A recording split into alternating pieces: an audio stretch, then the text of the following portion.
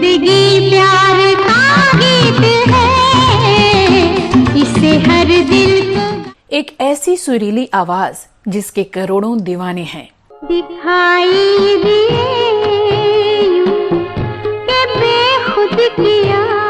आज भी इनके गाने सदाबहार हैं और दुनिया भर के लोगों की जुबान पर चढ़े हुए हैं। दिल तो है दिल का एतबार क्या कीजिए।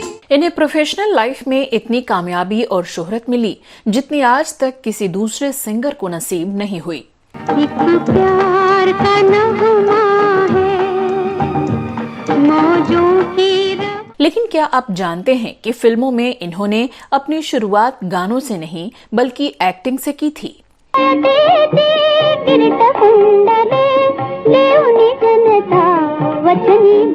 क्या आप यकीन करेंगे कि इनका असली नाम लता नहीं बल्कि हेमा था और मंगेशकर भी इनका असली सरनेम नहीं था। लग जा गले के फिर हसीरा।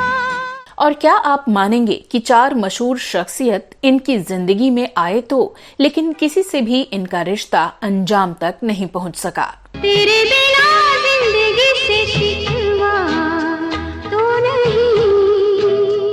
तो कौन थे वो 4 शख्स जो लता मंगेशकर की जिंदगी में आए लेकिन उनसे रिश्ता आगे नहीं बढ़ा? बताएंगे और भी बहुत कुछ। आप बने रहिए हमारे साथ।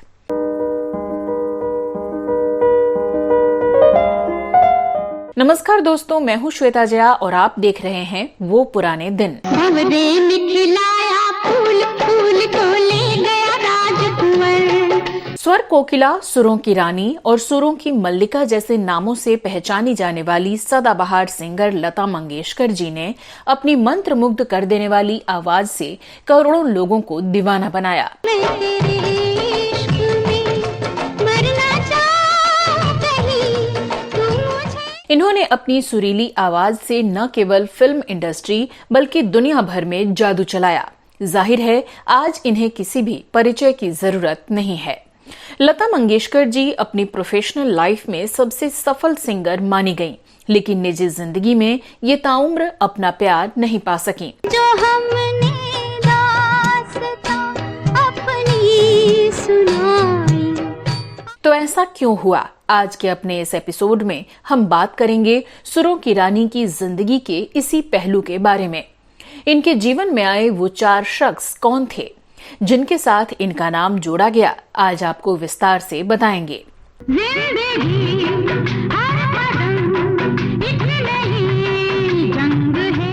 वैसे तो लता जी की शख्सियत ऐसी रही कि कभी भी इन्हें अपने जीवन में किसी के सहारे की जरूरत नहीं पड़ी और ना ही इन्होंने कभी भी इसे लेकर ऐसी कोई बात कही जिससे इनका अफसोस झलकता हो।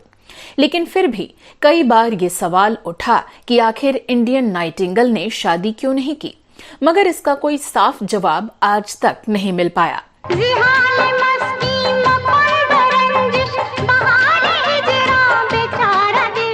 कभी परिवार की जिम्मेदारियों का हवाला तो कभी कुछ और किस्से कहानियां सुनाई देते रहे।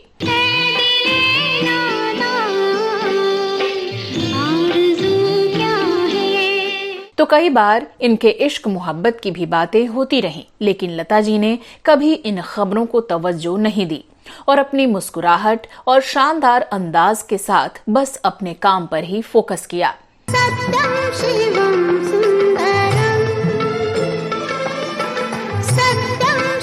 कभी किसी से मोहब्बत के किस्से सामने आए तो कभी किसी से शादी तक बात पहुंचने की कहानियां भी सुनाई गईं। कहा जाता है कि जैसे जैसे कोई शख्स कामयाबी की ऊंचाइयों को तय करता है, उसके साथ किस्से कहानियों और अफवाहों की तासीर भी उतनी ही गर्म होती जाती है। जाहिर है लता जी के साथ भी ऐसा ही हुआ। आज समझी हूँ प्यार को शायद, आज मैं तुझको प्यार। बताया जाता है कि बचपन में कुंदन लाल सहगल की फिल्म चंडीदास देखकर लता जी कहा करती थीं कि वो बड़ी होकर सहगल से शादी करेंगी। हालांकि ये बाल मन का एक आकर्षण भर था, लेकिन बड़े होने के बाद हालात ऐसे बने कि लता मंगेशकर ने कभी शादी ही नहीं की और बस संगीत के संग फेरे लेकर उसी के परिणय सूत्र में बंध गईं।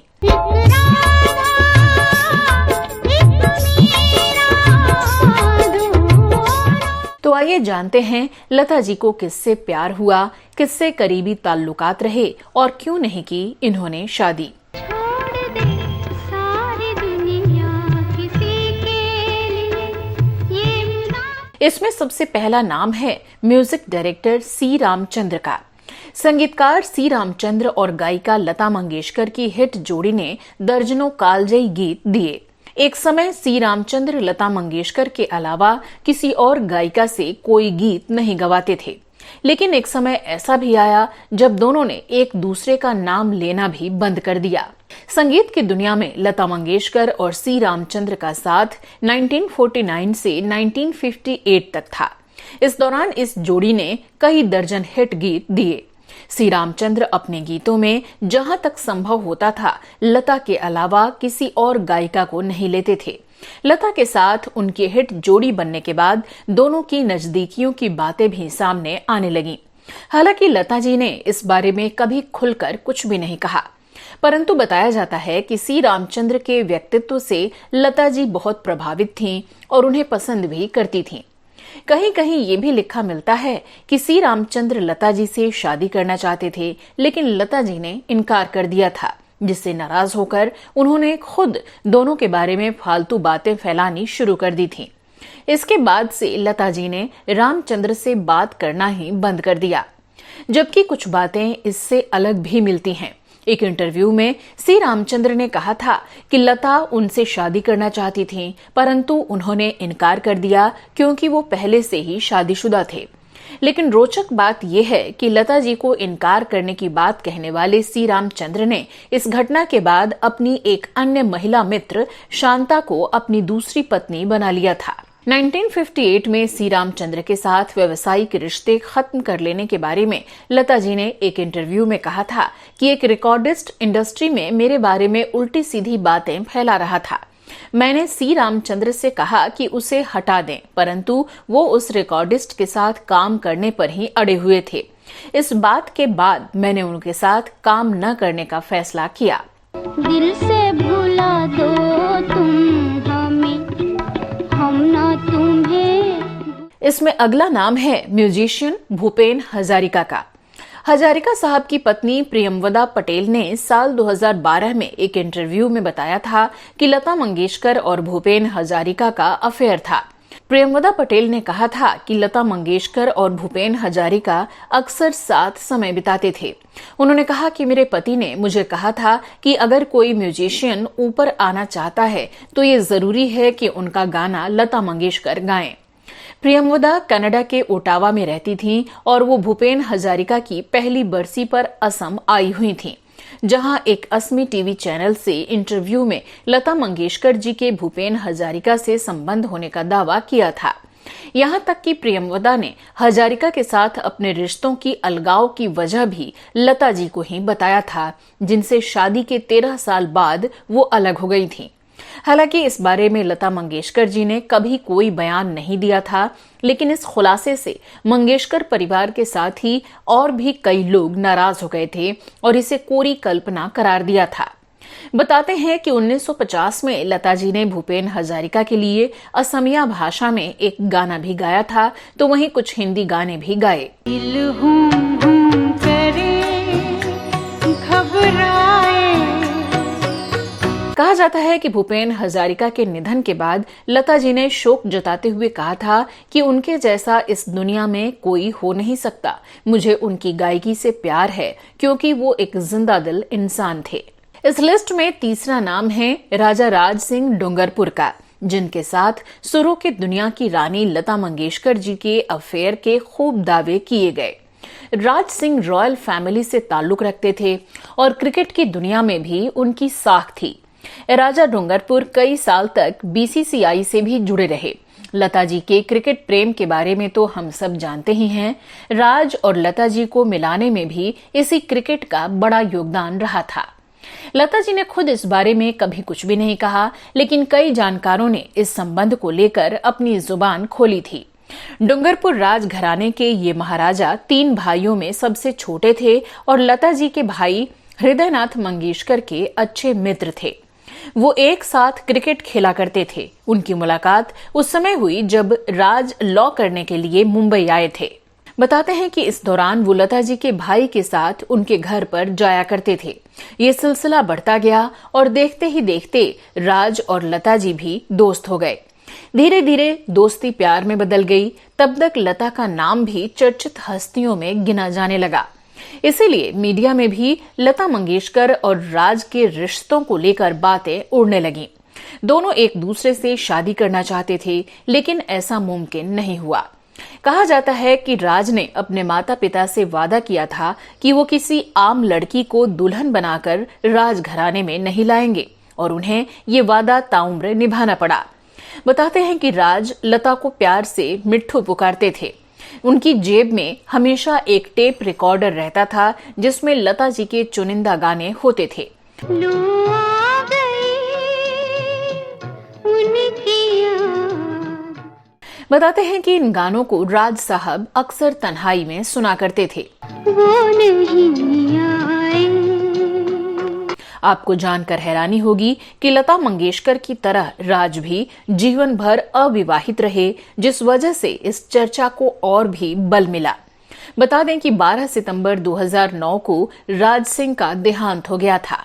तो चौथा नाम रहा उस्ताद सलामत अली खान का। हालांकि इसके दावे भारत में कम और पाकिस्तान में ज्यादा किए गए। जी हां, पड़ोसी मुल्क पाकिस्तान से भी एक कहानी सामने आई कि भारत की स्वर कोकिला के मोहब्बत का एक पुराना दिया उनके मुल्क के एक फनकार के साथ भी जला था, जो कुछ वजहों से नाकाम होकर बुझ गया। अजनबी कौन हो तुम, जब से तुम्हें दे। कुछ पुराने जमाने के फनकारों के हवाले से BBC उर्दू ने एक प्रोग्राम के जरिए ये दावा किया था कि सुर कोकिला लता मंगेशकर उस्ताद सलामत अली खान की दीवानी थी। शो में कहा गया कि उस्ताद सलामत, जिन्हें अपने दौर का तानसेन माना गया, सुरों की देवी लता ने ताल के इस देवता से इश्क किया था।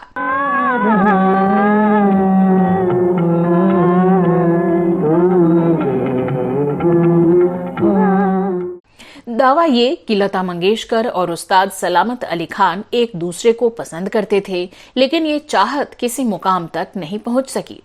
दोनों ही संगीत की दुनिया में महान फनकारों में शुमार थे। लता पार्श्व गायिका थीं और उस्ताद सलामत ख्याल और ठुमरी गायक, और कमाल ये कि दोनों ही फनकार अपनी अपनी कला में शिखर पर थे।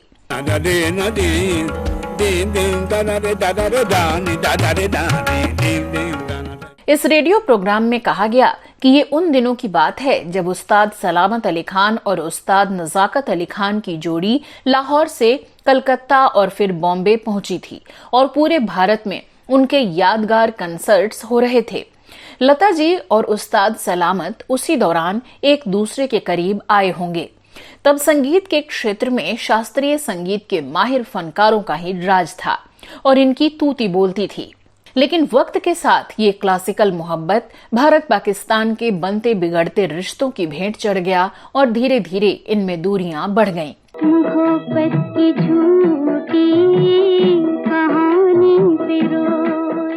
1998 में तत्कालीन पाकिस्तानी PM नवाज शरीफ ने कहा था कि उनकी ख्वाहिश है कि लता मंगेशकर लाहौर में कॉन्सर्ट करें और लाहौर के संगीत प्रेमी उनकी सुरीली आवाज का लुत्फ उठा सकें। सत्य है। इसके जवाब में लता मंगेशकर जी ने पाकिस्तानी मीडिया से एक बार कहा था कि उनका जी करता है कि वो उड़कर लाहौर चली आएं। इस इंटरव्यू में ही लता जी ने ये राज खोला था कि उस्ताद सलामत अली खान ने वादा किया था कि वो उन्हें लाहौर ले जाएंगे, लेकिन उन्होंने अपना वादा पूरा नहीं किया।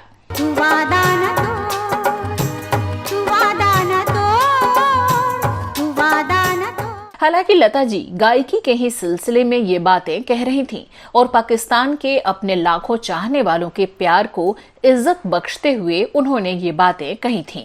मेरे ही पास तुझे आना है, तेरे ही साथ मुझे जाना है। तो ये थे वो 4 बड़े दावे जो लता जी के साथ रिश्ते को लेकर किए गए, लेकिन इनमें कितनी सच्चाई है और कितना अफवाह, ये कहना मुश्किल है।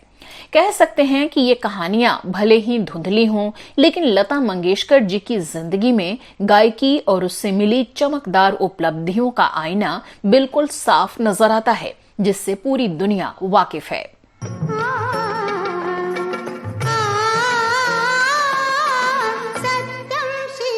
6 फरवरी 2022 को 92 साल की उम्र में लता जी ने इस दुनिया को अलविदा कह दिया। वो लंबे वक्त से बीमार थीं और मुंबई के अस्पताल में भर्ती थीं। लता मंगेशकर आज भले ही हमारे बीच नहीं हैं, लेकिन उनकी स्वर्णिम विरासत देश की अनमोल धरोहर है, जिसे सहेज कर रखना और आगे बढ़ाना अब म्यूजिक इंडस्ट्री का ही दायित्व है। वो पुराने दिन की टीम इस महान शख्सियत को तहे दिल से श्रद्धांजलि देती है। शिव ही